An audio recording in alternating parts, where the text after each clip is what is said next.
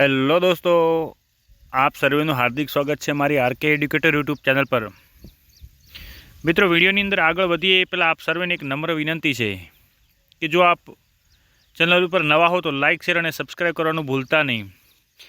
આપની એક લાઇક અમને કામ કરવા માટે વધુ ઉત્સાહ આપશે।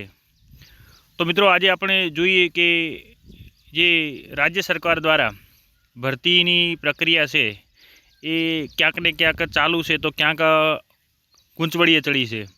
જેમ કે આપણે જોઈએ તો 1 થી 5નો ગઈકાલે જે જિલ્લા પસંદગી થઈ હતી એ રદ થઈ ગઈ। તો એની પાછળનું કારણ હતું ક્યાંક જે ગુણપત્રકની અંદર ખામીઓના કારણે એ આખી પ્રક્રિયા જિલ્લા પસંદ થયેલા પણ રદ થયા છે।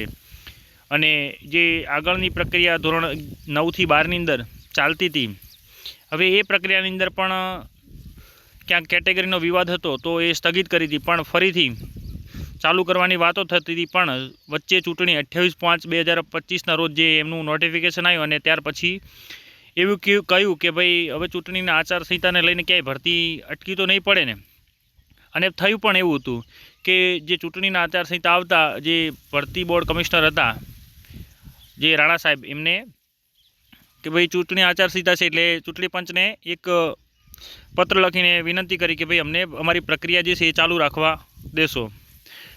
તો એવી જે ખબર છે એ શિક્ષણ મંત્રી સુધી પહોંચી અને શિક્ષણ મંત્રીએ તરત જ એના ઉપર એક્શન લઈ અને સભ્યો અને કમિશનરને બોલાવીને એમને જાણ કરી કે ભાઈ આપણને એ પ્રક્રિયા ચાલુ છે તો એ નડશે નહીં। આચારસંહિતા ત્યારે નડે છે કે જ્યારે તમે કોઈ નવી જાહેરાત કરો છો યા જગ્યાની અંદર વધારો કરો છો તો જ નડતી હોય છે।